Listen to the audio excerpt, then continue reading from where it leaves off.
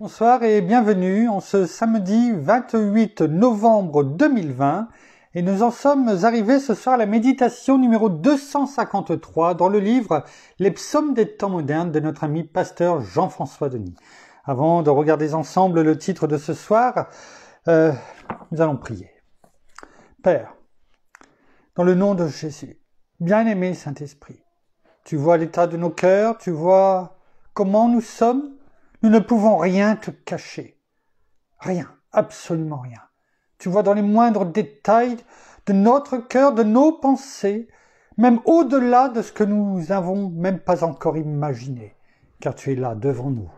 Tu nous soutiens, tu nous fortifies, quels que soient les domaines de notre vie, et c'est ce que tu fais encore ce soir. Tu viens nous fortifier dans cette méditation, tu viens nous exhorter, tu viens nous parler, tu viens nous enseigner, Seigneur, par notre bien-aimé Saint-Esprit, nous rappeler tout ce que tu as à nous dire. Alors, que ce soir, une fois de plus, eh bien, que nous nous laissions conduire par ce que tu as à nous dire, à nous montrer, et que surtout, une fois, au fur et à mesure que tu nous les diras, eh bien, que nous les mettions en pratique dans notre vie. Alors, nous rendons ce soir encore une fois toute pensée captive à l'obéissance au Christ. Oui, nous avons le renouvellement de nos pensées encore ce soir, afin que nous soyons toujours les yeux fixés, nos yeux physiques, mais aussi nos yeux spirituels, eh bien, sur le centre de ta volonté pour chacun d'entre nous, que ta grâce se multiplie encore ce soir et chaque jour de notre vie jusqu'à ton retour, Seigneur, pour ta gloire, Père, dans le nom de Jésus. Merci, bien-aimé Saint-Esprit. Amen.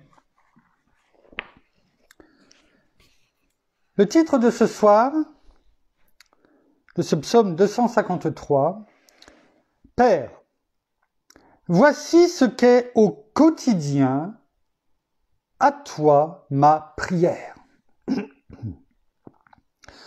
Aujourd'hui, j'élève ma voix vers toi en prière, car au plus profond de mes entrailles, il y a ce cri du cœur que je ne peux taire. Il y a ce désir enfoui en moi que nul ne peut arriver à combler sur cette terre. Il y a au-dedans de moi cette soif profonde qu'aucune boisson ne peut soustraire. Il y a cette faim qu'aucun mets, même les plus délicats, n'arrive à satisfaire. Rien dans ce monde ne peut distraire, voire même de mes pensées extraire, cette obsession que j'ai d'être par ta présence habité. Alors, je t'en supplie, viens par ta grâce me visiter. Je t'en prie, viens par ton esprit me sonder. Je suis si assoiffé de recevoir de toi davantage, et peu importe le prix à payer, je suis prêt pour ce voyage. Et à cet effet, j'ai déjà préparé mes bagages. Jour après jour, mon âme ne cesse auprès de toi de soupirer. Tellement l'embrasement de ce feu brûlant ne peut être dans mes entrailles étouffé. Alors mon Dieu, je t'implore, viens seulement au quotidien de ta présence m'inonder. Car le jour où je t'ai dans ma vie accepté, j'ai fait ce serment devant les hommes de vivre pour toi consacré, jusqu'au jour où tu viendras me chercher. Tu es dans ce monde ma seule raison d'être et d'exister. Je pleure tant, je t'aime, ô Dieu d'éternité. De toi, je suis passionné. Et mon plus grand bien, c'est dans ta présence demeurer. Ce sentiment d'être par toi habité. Je le cultiverai jusqu'à ce que je sois vers toi appelé. Car rien n'a de valeur à mes yeux si ce n'est que ta sainteté. Et peu importe si sur cette terre je suis pauvre, ta présence fait de moi au ciel un fortuné. Qu'ai-je donc fait pour mériter ce silence? Pourquoi ne manifestes-tu pas concrètement dans ma vie ta présence? Je suis si assoiffé de toi. Il y a au plus profond de mon âme cette insatisfaction qui ne cesse de croître en moi. Ce besoin grandissant réclame avec instance et veut, peu importe l'endroit ou le lieu, toujours plus de ce Dieu, ce Sauveur merveilleux que j'ai couronné dans ma vie comme roi. Alors, je suis avide aujourd'hui d'entendre sa voix. Il y a en moi cette insatiabilité qui me pousse avec émoi. Au quotidien, à toi par la foi. Parce que de toi, peu importe mes circonstances, j'ai fait le sujet de ma joie. Alors, viens, et dans ma vie, manifeste-toi, que dans ton sang versé, pour moi, je me noie. Et en moi, je t'en supplie, Saint-Esprit, déverse-toi. Le plus beau jour de ma vie, c'est lorsque j'ai fait ce choix de marcher à tous les jours avec toi et pour toi, de méditer et de serrer dans mon cœur ta loi, afin qu'au quotidien, sur le trône de mon existence, tu t'assoies. Que ton esprit, à chaque instant et à chaque jour, en moi tu déploies, et que ta présence, à chaque matin, sur moi, tu éploies. Je t'aime plus que tout, mon roi. Amen. Oh, merci. Merci pour ce psaume d'adoration dont tu avoues un pasteur Jean-François Denis, il y a un temps certain, mais qu'importe. Le plus important, c'est qu'aujourd'hui, nous puissions le partager ensemble et qu'au travers de ce psaume, eh bien, que tu nous fasses découvrir ce que tu veux nous dire au travers de ta parole. Juste pour information, on a vu dans l'avant-dernière phrase, et que ta présence à chaque matin sur toi, tu éploies, vient du verbe éployer, qui veut dire déployer, c'est-à-dire étendre ses ailes. Voilà ce que cela veut dire. Alors, est-ce que nous pouvons dire, comme nous l'avons lu, je suis passionné. Je suis passionné. Est-ce que cela vous parle? Passionné, passion. Est-ce que vous avez des passions? Est-ce que nous avons des passions dans notre vie? Bon, le but, c'est pas de les énumérer, de les déclarer, de les proclamer. Mais c'est quoi une passion? Une passion, c'est quelque chose que l'on aime faire.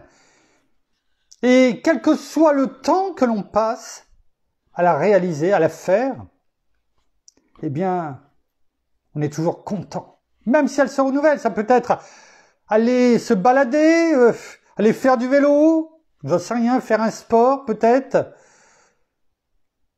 En tout cas, j'espère que cette passion n'est pas une passion dévorante, en tout cas, qui fait que Dieu passe derrière. Est-ce que nous sommes passionnés?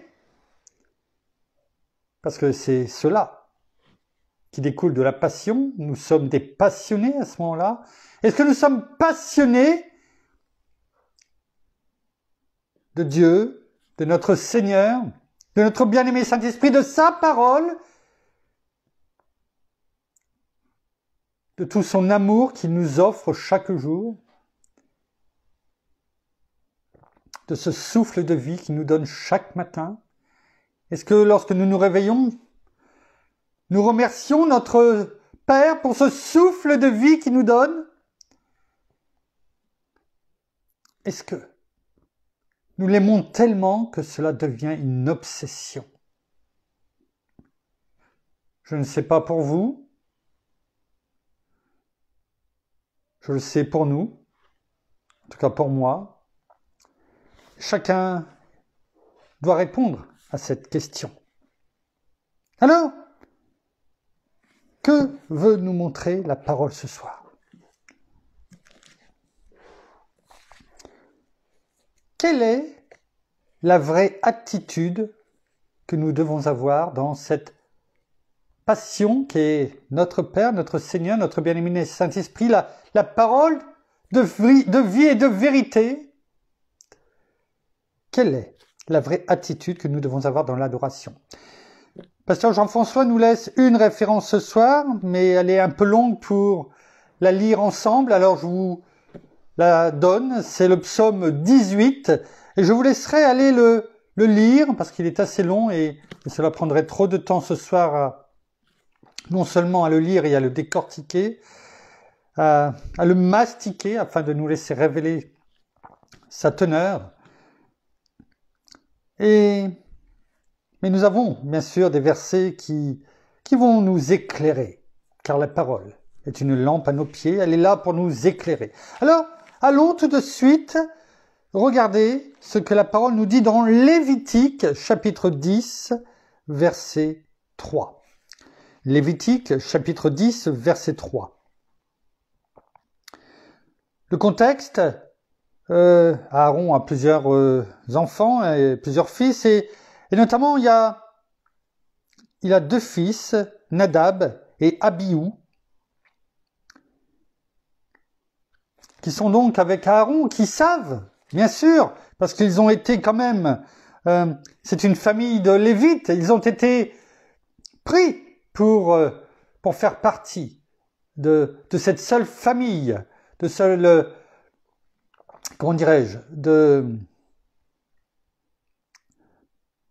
de ce clan qui, lui seul, va s'occuper du temple de Dieu et de tout ce qui tourne autour.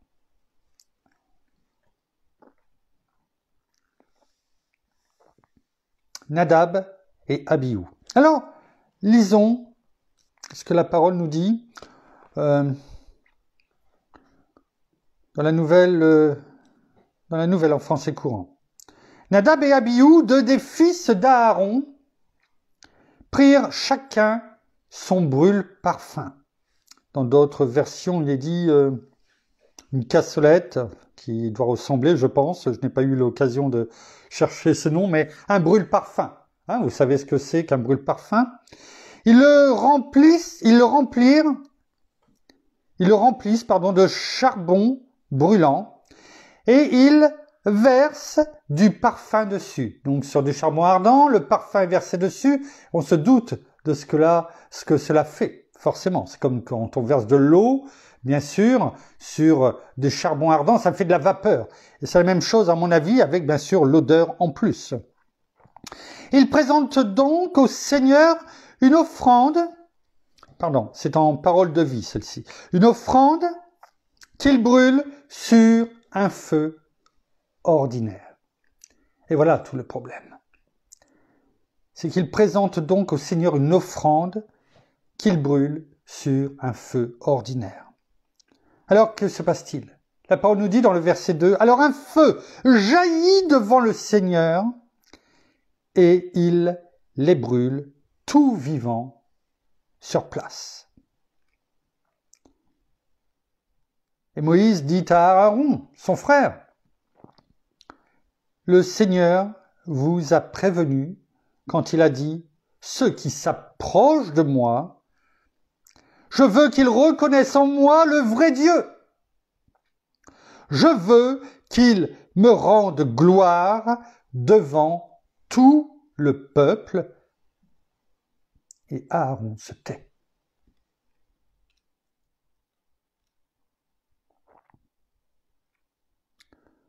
Dans Nouvelle Français Courant, on disait tout à l'heure, Moïse dit à Aaron, le Seigneur, verset 3, vous a averti de cela lorsqu'il a déclaré, je veux que ceux qui m'approchent reconnaissent que je suis vraiment Dieu et qu'ils me rendent gloire en présence de tout le peuple.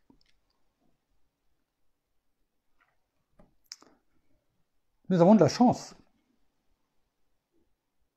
Nous avons de la chance d'être dans cette nouvelle alliance et que notre Seigneur intercède pour nous à chaque seconde de notre vie. Il ne faudrait peut-être pas trop en abuser, certainement, mais ce que je veux dire, c'est que cette famille, Aaron, ses fils, les Lévites, étaient consacrés. Et ils étaient responsables devant Dieu de toute l'adoration et de tout ce qui avait été dit à Moïse par l'Éternel et qu'il avait transmis. Au travers de cela, la parole veut nous montrer combien on ne doit pas se présenter devant lui de façon nonchalante, de façon, comment dirais-je, non conforme. Voilà, une offrande de parfum non conforme à ce qui leur a été prescrit. Avec une offrande que l'on pose sur comme il est dit, sur un feu ordinaire. Est-ce que lorsque l'on vient devant Dieu, nous venons avec une offrande ordinaire, c'est-à-dire un cœur ordinaire, qui n'est même pas rempli de louanges, d'adoration, de remerciements, de gratitude. Enfin, les mots sont pas assez forts pour tout ce que fait notre Père, pour chacun d'entre nous, pour notre Seigneur, pour comment notre bien-aimé nous conduit au quotidien, notre bien-aimé Saint-Esprit. Comment venons-nous et avec quelle offrande de cœur? Ouais. Je pense que, et je me parle à moi-même en tout cas, heureusement que nous ne sommes plus à la place de Nadab et Abihu. Heureusement. Mais c'est aussi à nous de transmettre ce que l'on fait ce soir. Ce que la parole veut nous dire. On l'a dit, hein. Dieu est amour. Mais il y a les deux côtés. Il est toujours de même nature. Il a toujours la même valeur. Le même amour pour nous. Mais il veut aussi nous faire comprendre combien il est bon de ne pas jouer avec lui. Car force de jouer avec le feu, eh bien on finit par s'y brûler. À force de trop s'éloigner de notre cœur, du centre de sa volonté, on se rapproche du feu. Et là, on risque de se brûler. On dit aux petits, notamment à nos petits-enfants, et on leur montre qu'il ne faut pas trop toucher à la vitre de la cheminée parce que ça brûle. Et on leur montre, attention, c'est chaud. Mais est-ce que nous avons compris qu'il ne faut pas non plus trop abuser, s'approcher de l'ennemi, de se laisser attirer par lui, parce que ça risque de brûler à un moment donné. Revenons à l'essentiel. Qu'il soit notre passion, notre Père, notre Seigneur, notre bien-aimé Saint-Esprit, la parole de Dieu, notre obsession. Et ainsi, on sera heureux de passer du temps dans sa présence. Le psaume 5, verset 8. Psaume, livre des psaumes, chapitre 5, verset 8.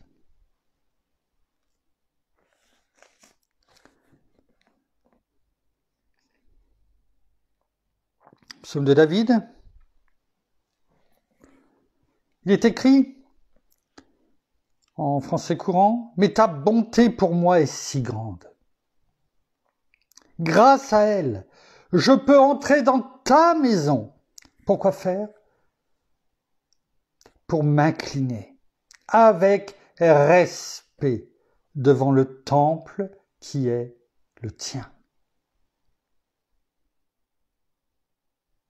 Oui. Voilà ce que David disait, lui qui était le roi, hein. Ne l'oublions pas. Mais il avait compris que la bonté de Dieu était tellement grande. Et c'est ce qui nous rappelle aujourd'hui. Ta bonté, Père, Seigneur, est tellement grande. Nous ne méritions rien. Nous ne méritons pas plus aujourd'hui. Et pourtant, combien ta bonté est grande envers nous. Et tu nous dis, au travers de David, au travers de ta parole, que tu nous permets, parce que notre Seigneur, par sa chair, a déchiré le voile du temple en deux. Il nous a ouvert un libre accès au lieu très saint. Et tu nous permets de venir auprès de toi, dans le lieu très saint, dans ta maison, dans ta présence. Et nous ne devons pas y venir parce que le rideau a été coupé, parce que notre Seigneur, par sa chair, nous a ouvert cet accès.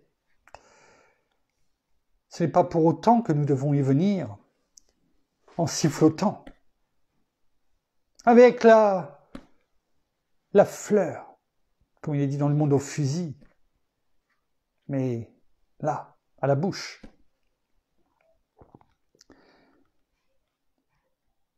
Avant, il y avait les pains de proposition. Il y avait l'autel des parfums. Il y avait cette huile qui brûlait en permanence. Aujourd'hui, c'est de nos prières, de notre adoration que ce parfum doit venir. C'est ta parole qui nous nourrit. C'est notre bien-aimé Saint-Esprit qui est en nous, qui brûle en permanence, qui nous éclaire. C'est lui, cette seule lumière, comme c'était le cas avant. Ne l'oublions pas quand nous rentrons dans ta présence, avec respect. Voilà cette attitude que nous devons avoir. Il est même dit en parole de vie avec grand respect. Je me mets à genoux en direction de ton temple saint. Oui.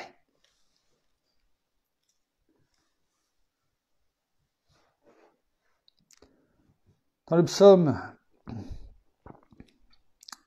29, psaume 29, verset 2.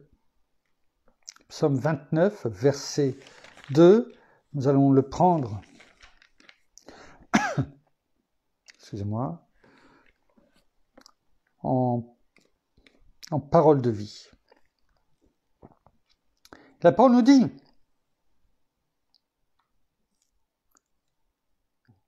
reconnaissez, c'est un ordre, hein, reconnaissez. Est-ce que l'on reconnaît cela? Quoi? Combien son nom est glorieux. Ce que David disait. Reconnaissez combien son nom est glorieux. Il savait de quoi il parlait. Voici le Seigneur, il est saint. Adorez-le avec respect. Nous venons de le voir. On rentre avec respect, un grand respect auprès de lui. Il nous est demandé de l'adorer avec respect. Dans le psaume, il est bon de se laisser aussi, par moments, conduire par la parole. Psaume 89, versets 8 et 9. On va les regarder en parole de vie dans la Nouvelle en français courant. On va commencer par la Nouvelle en français courant. Il est écrit, et rappelons-nous, ce que nous avons vu il n'y a pas longtemps à méditer, les deux facettes. Dieu, tu es terrible dans le conseil des êtres célestes. Tu es terrible, redoutable pour ceux qui t'entourent. Ne croyons pas qu'il n'y a pas cette crainte respectueuse. Les anges ne viennent pas devant notre Père comme cela, sans frapper. J'ai vu de la lumière, je suis rentré. Les anges, déjà, on l'a vu déjà dans Hébreux, dans le premier chapitre de Hébreux, eh bien au dernier verset. Ils ne répondent et ils n'agissent que sur la parole de Dieu. Ils sont là pour le louer, l'adorer. Et prenons exemple, ils ont cette crainte respectueuse. Et la parole nous le rappelle. Verset 9, Seigneur, Dieu de l'univers, qui est comme toi? La force suprême et ta fidélité t'accompagnent, Seigneur. On va le prendre en parole de vie pour bien comprendre la deuxième partie. Parce qu'en fait,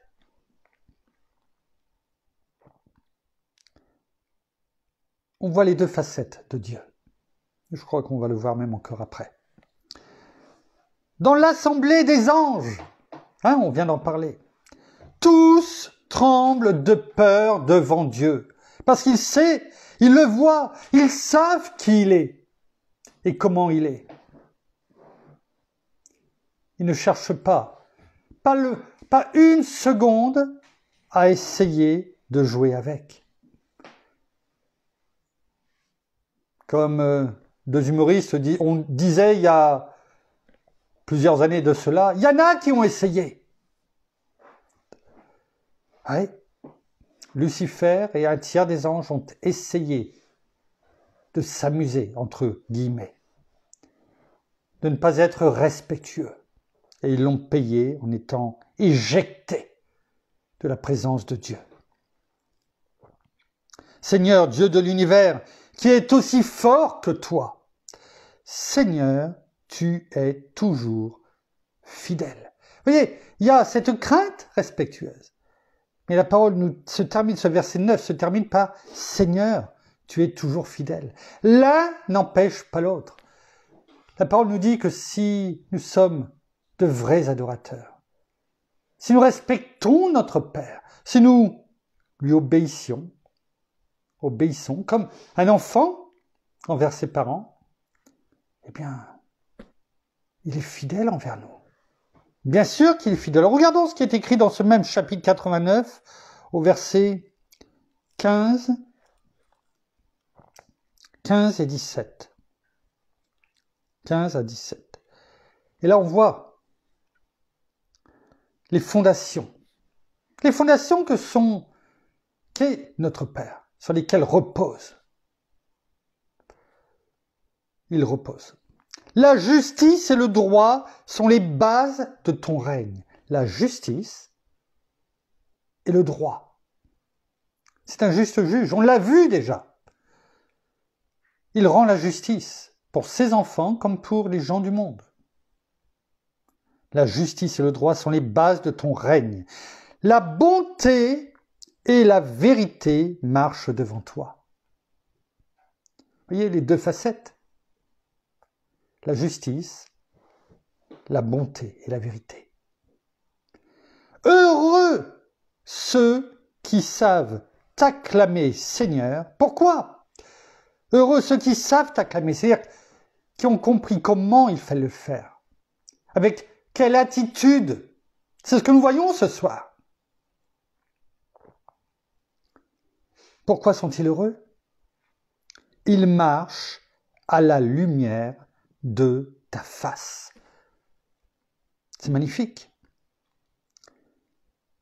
Si nous avons compris l'attitude que nous devons avoir dans l'adoration envers notre Père, et donc notre Seigneur, notre bien-aimé Saint-Esprit, c'est son esprit, l'Esprit de Dieu, qui nous a donné dans le nom de Jésus, eh bien, nous avons compris, parce que, et cette joie que nous avons, eh bien, nous marchons à la lumière de la face de Dieu.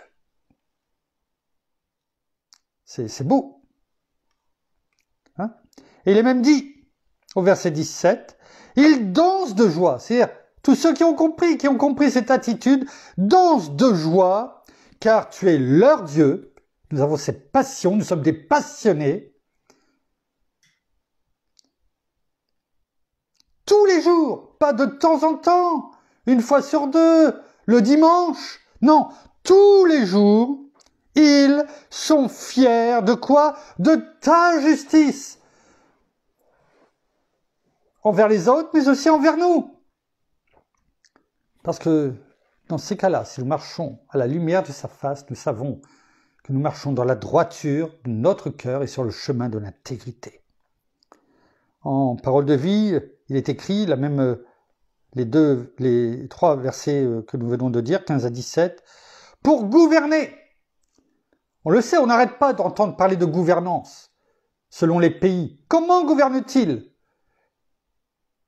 Comment gouverne notre Père? Pour gouverner, tu t'appuies sur la justice et le respect des lois.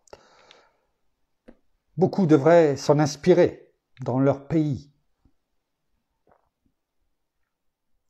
Oui, sur la justice et sur le respect des lois. Amour et fidélité marchent devant toi. Voyez les deux, l'amour et la fidélité, mais aussi la justice et le respect des lois. L'un n'est pas incompatible avec l'autre. Hein, rappelez-vous ce billet que je vous avais montré. La même nature, la même valeur. Il est immuable.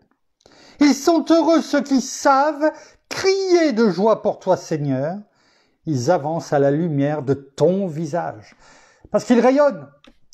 Dans l'Apocalypse, il est dit, quand le Jérusalem céleste descendra, il n'y aura même plus besoin de lumière. Il n'y aura plus de nuit. Parce que rien que ta présence sera suffisante pour éclairer toute la terre. Nous avançons à la lumière de son visage. Tellement il rayonne. Et c'est ce qu'il veut faire au travers de notre vie, rayonner tout simplement pour les autres, ceux qui ne le connaissent pas encore. En entendant ton nom, ils dansent de joie. Nous dansons de joie tous les jours. À cause de ta fidélité, ils se mettent debout. On se lève pour notre Père. Pour notre Seigneur, pour déclarer, proclamer son nom, ce qu'il a fait pour nous et ce qu'il veut faire pour tous ceux qui ne le connaissent pas encore. Nous devons nous mettre debout et oui, tel des Jean-Baptiste, comme nous l'avons vu, eh bien, préparer non pas la voie de notre Seigneur, mais la voie de tous ceux qui ne le connaissent pas encore pour venir à lui. La voie afin de les amener à la repentance auprès de notre Seigneur, afin de pouvoir eux-mêmes venir adorer dans ce profond respect notre Père. Dans Ecclésiaste, le livre de l'Ecclésiaste, chapitre 4, verset 17, dernier chapitre.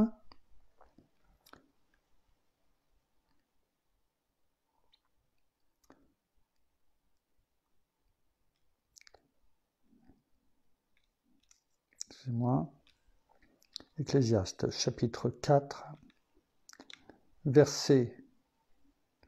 dernier verset de ce chapitre 4.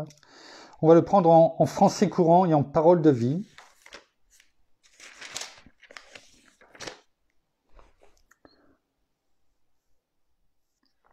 On en a déjà parlé dans certaines méditations. On ne vient pas devant notre Père pour dire n'importe quoi.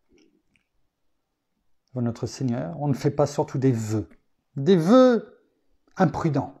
On ne vient pas dire des paroles imprudentes devant notre Père. Voilà ce qui est dit en français courant. Il disait, il est bon de parler devant Dieu, de venir le remercier, de venir l'adorer, de venir lui remettre nos projets. On l'a vu tout cela, il est bon. Mais la parole nous dit aussi, ne parle pas de trop devant Dieu. De peur surtout, de faire des vœux, quelle que soit la façon dont on le fait, qu'on ne risquerait de ne pas tenir. Vaut mieux ne rien dire.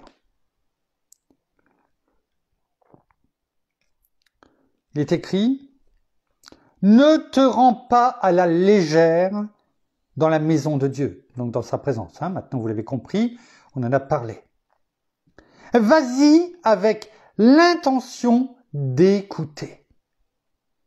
Vous savez, on a parlé il n'y a pas trop longtemps, je crois que c'était dans le psaume 251, eh bien, on a parlé de la sourdité spirituelle. Et là, la parole nous dit, vas-y avec l'intention d'écouter. Si on veut y rentrer dans la maison de Dieu, dans sa présence, avec l'intention d'écouter, il vaut mieux ne pas être sourd. C'est mieux. Parce que sinon, eh bien, on va faire que parler, on ne va pas écouter. C'est pourquoi peut-être notre Père nous a créés avec 2 oreilles et une seule bouche. Peut-être pour que nous écoutions 2 fois plus que ce que nous parlions. Cela vaut mieux que d'offrir le sacrifice des gens stupides qui ne comprennent pas qu'ils agissent mal. Donc, vaut mieux y entrer avec l'intention d'écouter, car sinon on risque d'offrir des sacrifices, c'est-à-dire des vœux de nos bouches, comme des gens stupides qui ne comprennent pas ce qu'ils disent. Et en Parole de vie, le même verset 17 de ce chapitre 4 d'Ecclésiaste nous dit qu'il vaut mieux ne pas faire trop de promesses à Dieu. Vous savez, ces promesses, on va bientôt y arriver, dans un peu plus d'1 mois. Oh, 2021, qu'est-ce que je vais faire? Oh, je promets. Oh, je fais des vœux qui sont jamais tenus. Alors, prenons cet exemple pour nous, afin de ne pas les mettre en pratique devant Dieu. Attention! Vous savez, il faudrait qu'à chaque fois que nous venions devant notre Père, nous ayons en tête ce panneau ou un feu rouge qui nous dit « Attention ! Attention à ce que tu fais quand tu vas à la maison de Dieu. » Attention. Quand tu vas chez quelqu'un que tu connais, qui est peut-être une autorité ou qu'importe, je ne sais pas. Tu fais quand même attention à ce que tu dis, à ce que tu fais. Ou dans une maison, ou même chez des amis, que tu vas avec des enfants et tu sais qu'il y a des choses qui cassent. Combien de fois on pouvait dire à nos enfants, eh bien, surtout tu ne touches à rien. Vous l'avez jamais dit, tu ne touches à rien parce que ça casse. Ou simplement, dans un magasin de décoration peut-être. Et tu dis, reste à côté de nous. Surtout, tu touches avec tes yeux. Tu touches à rien. Vous le savez, vous avez déjà entendu cette expression. Et là, on le dit à nos enfants. Et on surveille. Non, viens ici, ne touche pas. Qu'est-ce que je t'ai dit? Et là, la parole nous le dit, attention à ce que tu fais quand tu vas à la maison de Dieu. Nous sommes prompts à le dire pour nous, pour nos enfants, mais est-ce que nous avons compris ce que nous dit notre Père? Est-ce que nous l'avons compris? Il nous dit de faire attention quand on vient dans sa maison. Vas-y pour écouter. Cela vaut mieux que d'offrir des sacrifices comme des sots. On ne veut pas être des sots, ça ne nous plaît pas. Des stupides. Bien sûr que ce n'est pas ce que nous sommes. Alors montrons-le. lorsque nous venons dans sa maison pour l'adorer. En effet, ils ne savent pas qu'ils agissent mal. Enfin, pour terminer, prenons la parole dans Jean, l'évangile de Jean, chapitre 4, versets 23 et 24. Versets 23 et 24. On va la prendre en français courant et en parole de vie. Jean, chapitre 4, versets 23 et 24. Jean, chapitre 4, versets 23 et 24. Écoutons bien ce que la parole nous dit. Mais le moment vient. Et il est même déjà là, où les vrais adorateurs adoreront le Père en étant guidés par son esprit et selon sa vérité. Car tels sont les adorateurs que veut le Père. Dans ce verset 23, la parole nous dit tout simplement que les vrais adorateurs qui adoreront le Père seront tout simplement et se laisseront guider par notre bien-aimé Saint-Esprit. Ouais. Selon sa vérité. Ce sont ceux-là que notre Père agrée.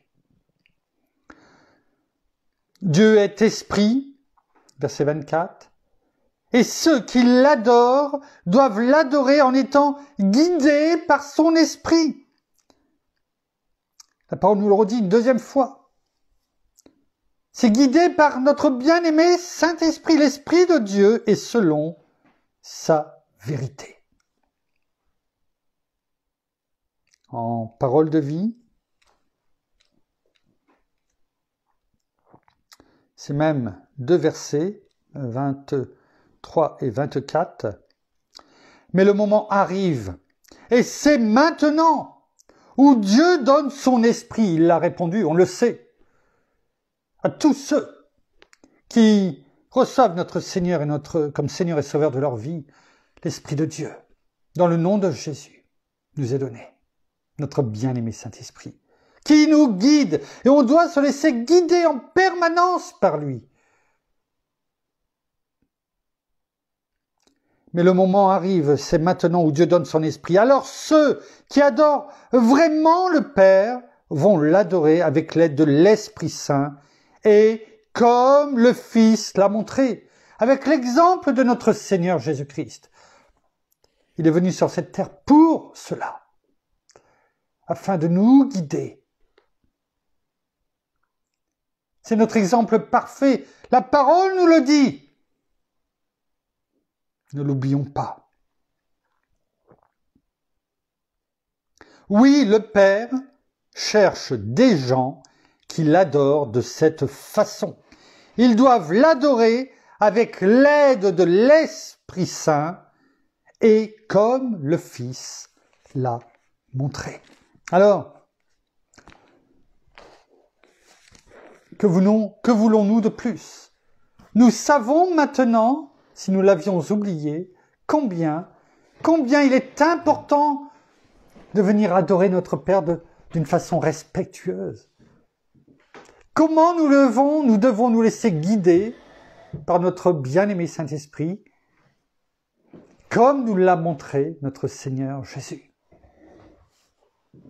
Nous comprenons mieux peut-être les paroles de Jean 14, à partir de Jean 15, à partir du verset 5 et suivant, lorsque notre Seigneur lui-même nous dit « Je suis le vrai cep, vous êtes les sarments. Celui qui demeure en moi et moi en lui porte beaucoup de fruits, car sans moi, vous ne pouvez rien faire. » Sans son exemple, sans la sève de notre bien-aimé Saint-Esprit, eh bien nous ne pourrons pas être ces vrais adorateurs. Non, car nous n'aurons pas le bien-aimé Saint-Esprit qui nous guide, nous n'aurons pas la vérité de notre Seigneur. Alors, sachons tout simplement écouter ce que nous avons entendu ce soir afin de pouvoir venir adorer et parler et de ne pas faire des paroles inutiles. Merci Père, merci Seigneur, merci bien-aimé Saint-Esprit, nous terminons par la prière.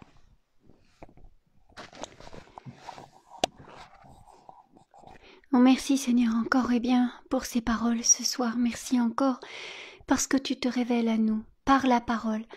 Merci encore de tout ce que tu fais chaque jour pour chacun d'entre nous. Oh bien-aimé Saint-Esprit, merci encore de nous remplir de joie, d'amour, mais aussi de toute parole dans nos bouches. Parce que c'est toi qui nous guides et c'est toi qui nous dis et qui nous montre comment venir auprès de notre Père, avec le respect, avec l'amour, mais aussi de tout notre cœur. Venir à cœur ouvert, si je peux m'exprimer ainsi, ne rien cacher, se laisser complètement dévoiler, venir avec ce cœur rempli d'amour et d'adoration devant toi, Père. Oui, toi notre Créateur, toi le Créateur de tout l'univers et de toutes choses, toi notre Père céleste, nous te devons toute obéissance, tout respect, tout amour, toute bienveillance et toute fidélité dans tout ce que nous voulons te dire, dans tout ce que nous voulons te demander. Ne venons pas, comme nous le disons souvent, avec toute une liste, mais venons simplement te dévoiler ce que nous avons au plus profond de notre cœur. Souvent, ce qui nous fait mal, ce qui peut être lourd, ou des moments de joie, des sujets de joie, et sachons nous réjouir simplement avec toi. Alors oui, ayons ce respect et cette crainte, mais respectueuse et vraiment révérencieuse devant toi, toi, notre Père, et toi, Seigneur Jésus, notre Roi.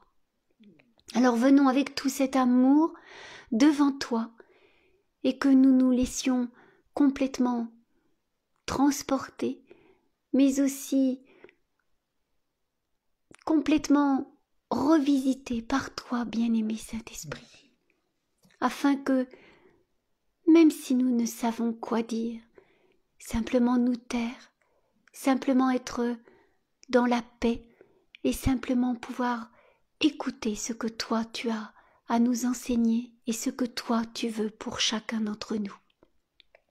Alors soyez tous abondamment bénis, frères et sœurs, dans le nom de Jésus. Amen.